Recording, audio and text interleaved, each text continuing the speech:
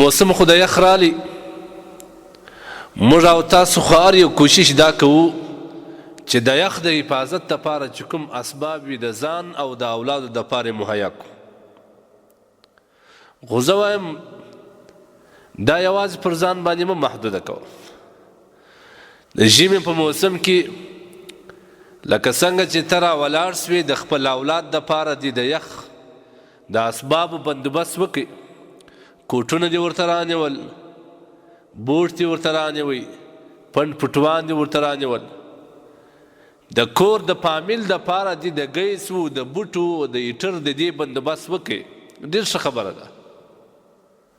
لیکن زه وایم دا یوازې پر خپل فامیل باندې مه منحصره کوه، دا یوازې پر خپل کورنۍ باندې مه کوه.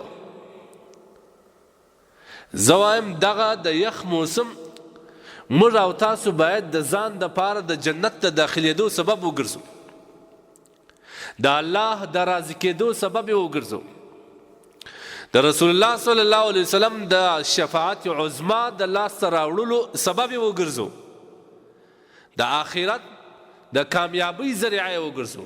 او ډېره اسانه ګرځي، ډېره اسانه ګرځي. ما او تا په کوم معاشره کې اوسېږو، هر یوه ته دا حالات ښه معلوم دی. په کومه معاشره کې چې ما او تا اوسېږو دا معاشره غربت ځپلې ده.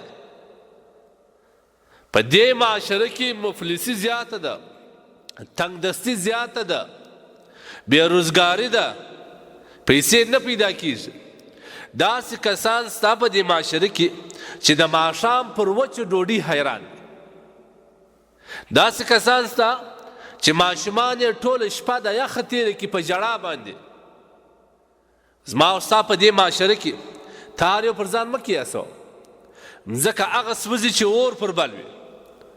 زما او ستا په دې معاشره کې داسې مریضان سته چې د یخ د حفاظت اسباب نه لري او د ده مریضي د یخه بد وړي، ټوله شپه د بدن په دردو تېره کړي، د یوې ګولۍ د خوړلو یا رانیولو توان نه لري.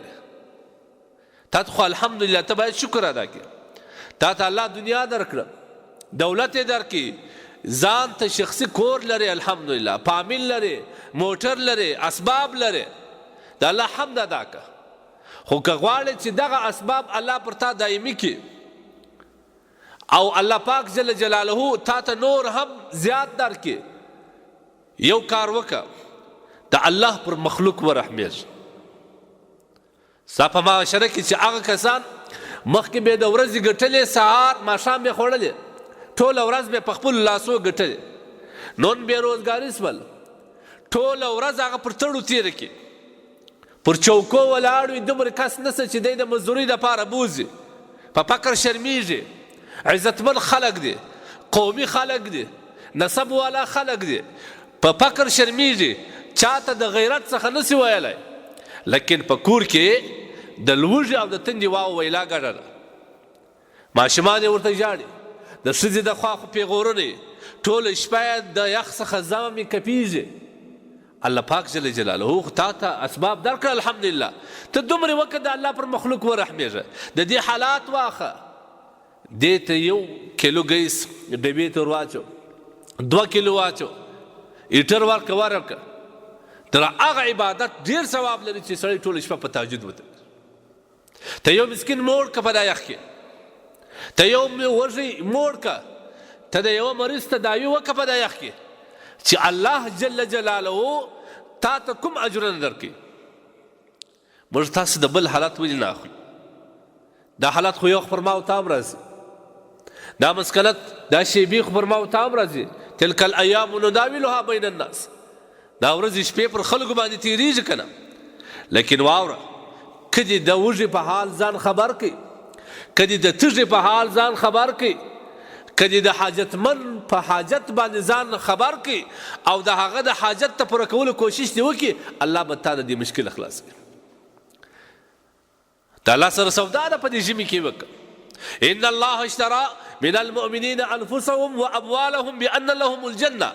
الله د بندگانو سره سودا کړې ده، د دې ځانونه یې رانیولي دي، په عوض کې الله جنت ورکړي دي. دا کم کسان؟ یقاتلون فی سبیل الله، لیکن واوره کوم کسان چې د غریب او د مسکین حاجت پوره کولو ته ودرېږي د دې مثال په حدیث کې د هغه مجاهد دی چې د الله په لاره کې جنګېږي دومره ثواب الله ورکوي لکه د الله په لاره کې چې کوم مجاهد جنګېږي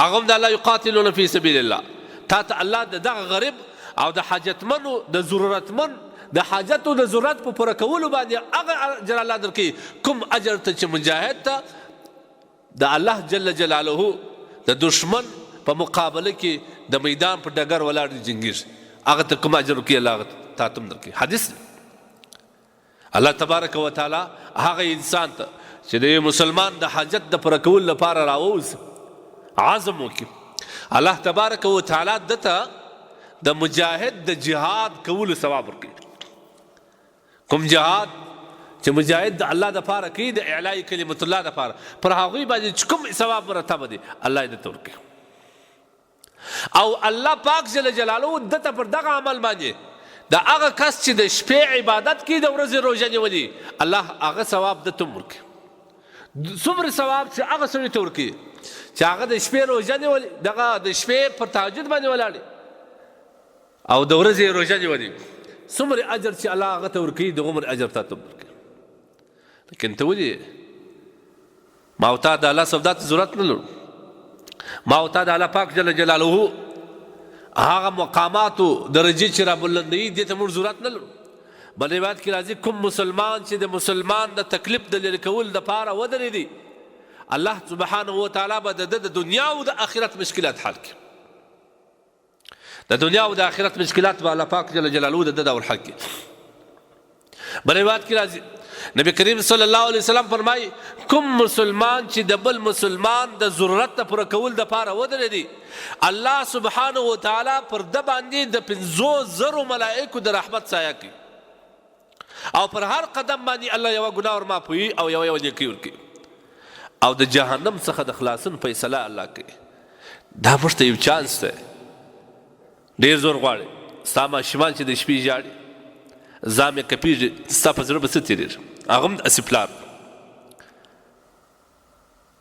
هغه مور چې ماشوم ورته ژاړي او د لوږې یا د تندې یا د یخه د مور په زړه به څه تېرېږي دا هم داسې مور موږ تاسو باید رحم وکړو الراحمون یرحمهم الرحمن هغه کسان چې مهربانه وي زړهسوانه وي الله پر هغوی باندې رحم کوي ارحموا من فی الارض یرحمکم من فی السماء کوم مخلوق چې پر مځکه باندې دی پر هغه باندې ورحمېږه الله به پر تا باندې ورحمېږي